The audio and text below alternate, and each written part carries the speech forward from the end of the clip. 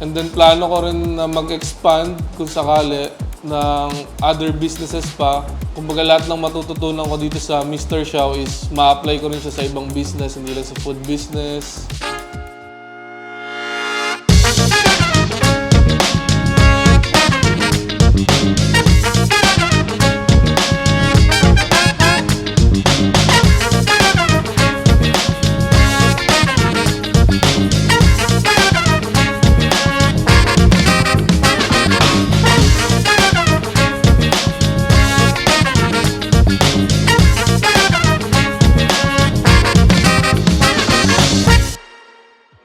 Hello everyone, I'm Kent Gloriani. Before ako mag-franchise ng Mr. Xiao, dati akong kitchen staff sa Italian restaurant sa Makati. Na-discover ko si Mr. Xiao through FB page lang, nag-scroll lang ako. Kasi sakto din naghanap din ako ng ma-open up na business na.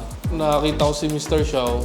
Naging interested ako sa menu niya, shawarma menu niya. Pinili ko mag-franchise kay Mr. Xiao kasi yung different flavors niya sa shawarma, first time lang dito sa Dasma, Cavite.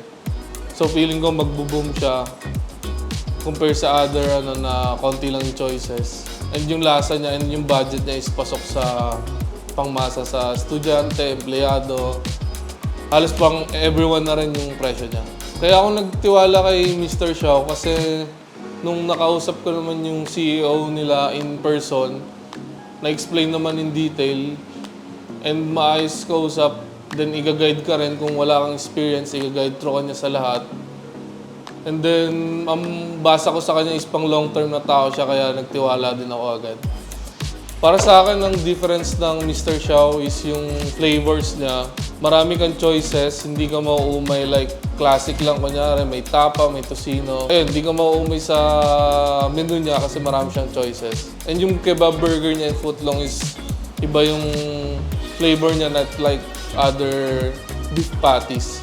Para sa akin, ang favorite ko is yung keema shot tsaka kebab burger. Kasi mahilig ako sa Arabic na talaga, Arabic taste. Then yung kebab burger nga niya, yung patties, different flavor siya. Ang experience ko sa Mr. Xiao Management is maayos naman sila and na-explain nila in details lahat. Then kung may mga tanong ka, na-explain din nila lahat, nasasagot din nila lahat. Then yun nga, i-guide ka nila kung beginner ka. So, pasok siya sa mga first time na franchise or gustong pasukin yung ganitong business. Train naman nila, natuturuan nila na maayos yung bagong crew. Na-explain nila lahat kung ano yung mga dapat gawin, paano hindi masiraan, ano yung mga tamang standards ng food, na dapat di mawawala yung quality.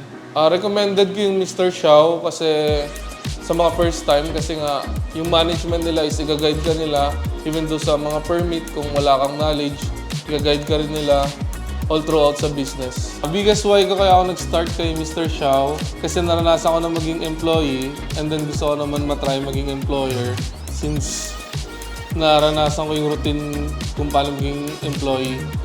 And at the same time, inisip ko rin na pag nag-retire yung father ko, mawawalan kami ng income, alam mo yan. So inisip ko mag-start na ako ng business habang maaga pa. Para kahit pa paano, if ever mag-retire na siya, ako naman yung magbabalik nung nagawa nila sa amin. And then plano ko rin na mag-expand kung sakali ng other businesses pa.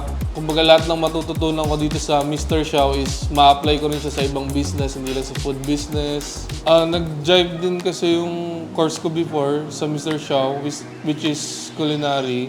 Kaya nainganyo ako mag-start up ng franchise business. Hi Shawarmians! I-invite ko kayo dito sa Mr. Xiao, Dasmariñas branch. Located kami sa Congressional Road, Burol Main Intersection, 2nd floor, Mantelia, Partel. Open kami everyday 11 a.m. to 11 p.m.